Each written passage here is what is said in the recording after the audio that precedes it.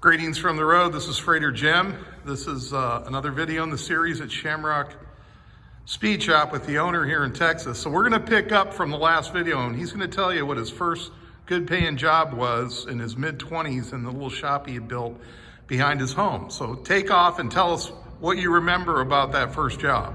So there I had built that little tin building in the backyard, and I think it was about 28 by 40.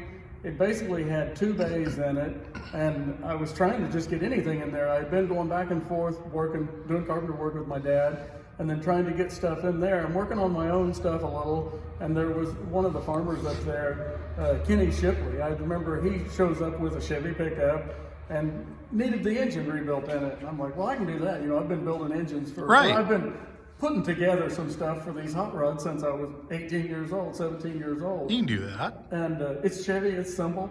I pulled the engine out of his pickup there, and I don't even think we really did much machine work. He just wanted a quick, we took the cylinder heads and had those remachined, and we put piston rings and we honed it. Well, and that got me to thinking, heck, I can assemble these engines and do this.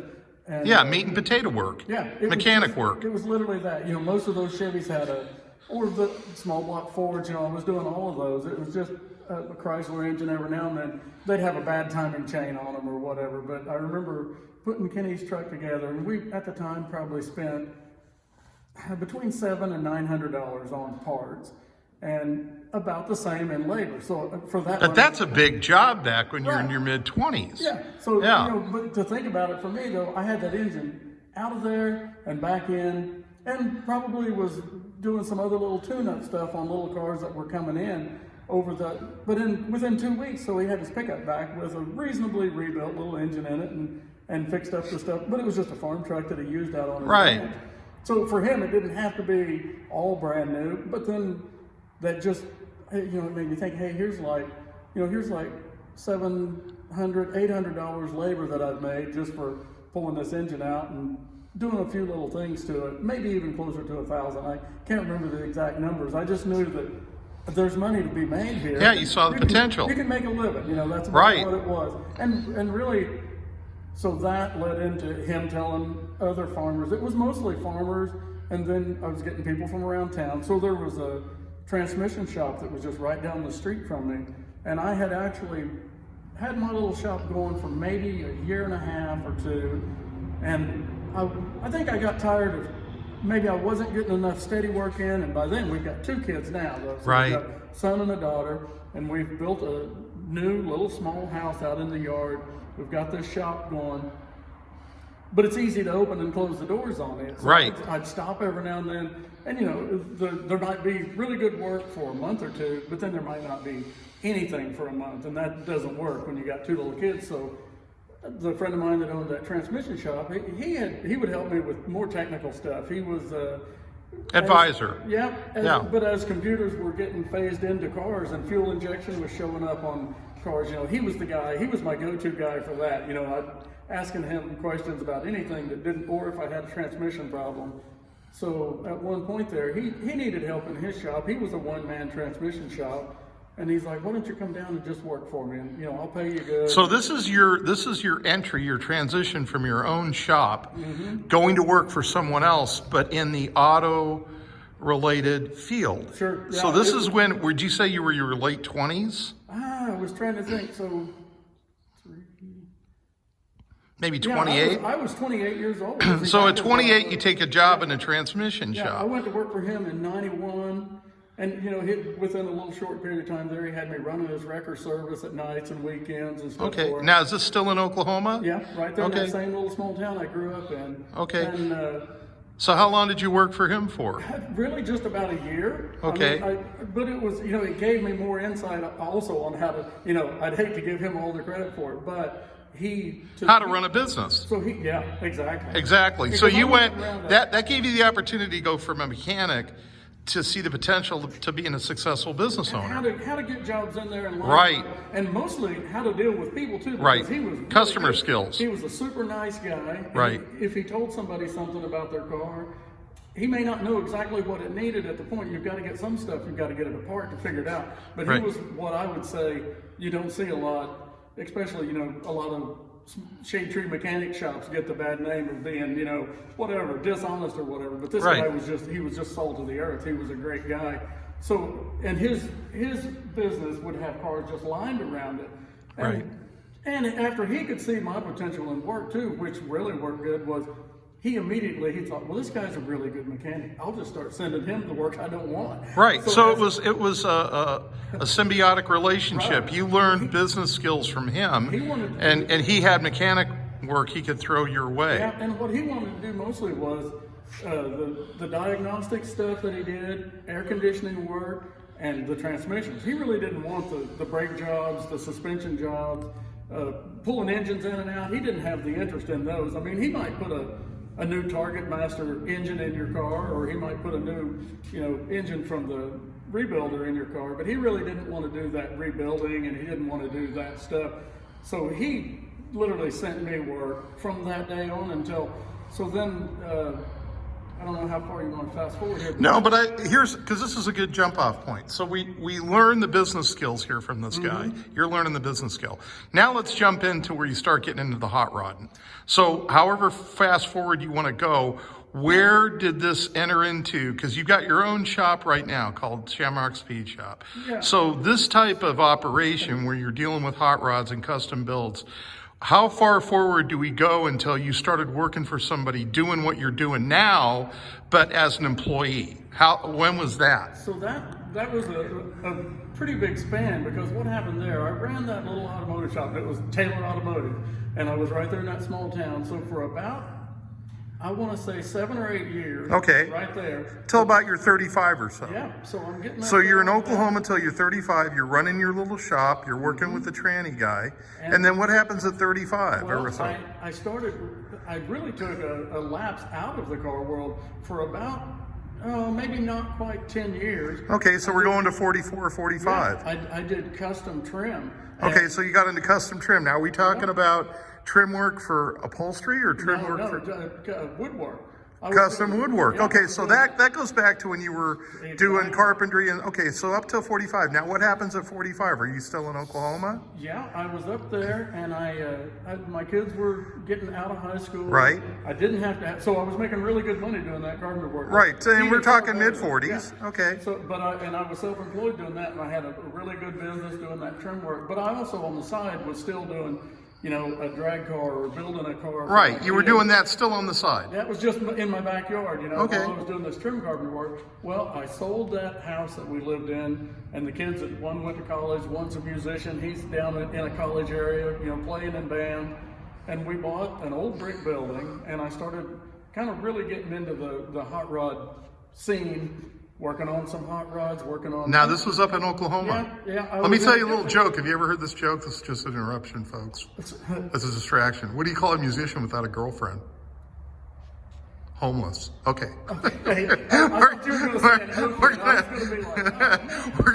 gonna get back into it. So, like in your mid 40s, you're doing this as a side job, and you're in Oklahoma. Now, when do you go back and get into this to where you start working for somebody, getting back into the hot rods and stuff? I had a little hot rod shop in an old brick building, and I was doing solely that for about 4 years. Now, where was that at? And that was in a little town. It's Will Rogers' hometown, Claremore, Oklahoma. So you were in Claremore, and I've actually been there, folks. Yeah. That's an interesting So town. A real nice old Is that where the museum's at for him? Yeah, I just Yeah. delivered, for you folks that watch me, I just delivered a vehicle there not too long ago, Nice. maybe about 6 weeks ago. Yeah, it's a nice little town. It is a nice little town. The problem with me, there's a lot of really good hot rod and custom guys. That's a good sized town, too. Yeah. And that's off of 44. Well, there's probably a lot more that work up there now, but at the time, you know, we're talking 15 years ago or whatever, 10 years ago, there wasn't as much of that scene to where you could really make good money doing it. Right. I was up there, and we tried a couple of different stabs at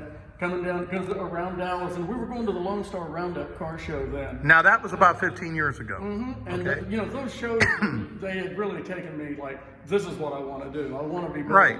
These So you got more focused about what you wanted to do in your working life. Yeah, and that started about 15 years ago. Yeah, I was dead serious about it at that point. And okay. I tried to lease everybody goes down to Austin or whatever, the Lone right. Star Roundup. Right. And they see, you know, I had seen the Austin Speed Shop over there, and you'd see that kind of stuff. And you're right. like, oh, that's the ultimate. I want to. Right. You want to pattern something after that, but just be smaller. Well, the funny part, even back then, so we thought, well, we want to be right here. And the town was really fun, and right. it was alive. Are you talking about Austin? Yeah, and right. we thought we're going to go down here and we're going to buy. We didn't even think lease. We're right. going to go buy a piece of right. property with a shop on it. Well, right. we started pricing. You were using a lot of drugs around that time, weren't yeah. you? we started pricing real estate down there. We're like, oh, so our, you know, what we sold that building for, we can't even lease a building down So here. we're talking like 2003, 2005, somewhere in there. No, it was more. It was later, like 2008 to 9. 2008, 9. Okay. Yeah, it's around in there. All right. And we're You're contemplating going to Austin. Yeah. Okay. It didn't happen. So what okay. we did, we went back to Oklahoma. We saved up some money and we leased a building way out in Taylor, Texas. Okay. So it's about 60 miles outside of Austin. Okay. And I met a lot of great hot rod guys out there, but I had met a guy down here that, and I was doing a little work on his hot rod. Okay, so we're going to stop here for a second. So you're in Taylor, you got your own shop going there. Yeah, leased a building. But then you meet a guy down here. When you say down here, where's that? Well, he was from Athens. So, okay, so he's in Athens. Now this is the guy that I'm just assuming you and your wife ended up managing his shop for him. Mm-hmm. And he's very flush. He's doing okay. Yeah, he's doing all right. And right. he's got nice cars, and he was kind of new to the scene, but he got into it heavy and fast, and he was buying the right stuff. Do you mind mentioning his name? Oh, no, his name's Eric Arnett. Okay, so Eric Arnett, what was the name of the shop that you managed with your wife? Atlas Speed and Custom. Atlas Speed and Custom. Are they still in business today? No. A good friend of mine had passed away young, and he was running that shop, and Eric had bought it, and another friend of mine, Mike McBroom, he had the shop. He owned the building, and Eric had bought it, and the young guy passed away that started that business. So I didn't start that business either. Right. And but you stepped in and helped manage. I just kind of by default, after he bought the shop, and then Jamie passed away, then we tried to take off, you know, and help him out of it. And we did have a lot of cool stuff in there, and it was fun. It just inevitably, like a lot of things, people change their plans. But right, you guys go your separate ways. Now we're going to end this video here, and you're going to tell me. So when did you start Shamrock, the latest incarnation of your? So after we closed the Atlas Speed Shop, we had made it from Denison over to Corsicana. And when we closed it, I needed a place because I actually lived in the building also. We had a really cool old building there in Corsicana, and it had living quarters in it, you know. Yeah, this had the railroad tracks through it, right? Right on the railroad. It's over 100 years old, 30-foot ceilings. Yeah, it was a 15,000 square foot building. Wow. It was beautiful. It was right on the Hanford's 14,000. Oh my gosh. Yeah. I know Tim's got a bad. Yeah, that's his building. Well, so and the guy there, if I remember right, he said the guy that he worked for out of high school made a big deal about paying $56K cash for the building when he bought it. I have a pretty good memory. Okay, so now when did you come down here and get this property? Well, there was one more sidestep in between it. So okay. I was right there in Corsicana and needed a place to go, and I had all of my tools in there and a few projects and this and that. So I just started calling around trying to find a place to land, and I actually called the guys there's 3 owners that have the Austin Speed Shop down in Austin, and I had hit them up and just kind of took a portfolio of some cars. I had built finished up a little Model A coupe for Jeff Scherer at the Atlas shop, and it was a real beautiful little car. He's taken it out and winning shows and stuff with it. And the guys at Austin Speed Shop, which is Dan Peterson and John Joyo and Corey Moore, they owned the shop, and I worked there they gave me a job to come down there and work. Okay. Mostly mechanical, and I did nearly a year in there. Okay, so you spent a year at Austin, and then that led you to Shamrock. Yeah. Okay, we're going to wrap this up, and then when we come back, folks, we're going to be back in real quick, and we're going to start in on Shamrock where he's at right now, and we're going to show you some of these cars. He's going to talk about it, and then we're going to plug his business. This is a good guy. He can do a build for you. This is Freighter Jim. I'm here in Palestine, Texas, or within 20 miles of Palestine, Texas, depending on the map that you look at. Remember, drive safe, arrive alive.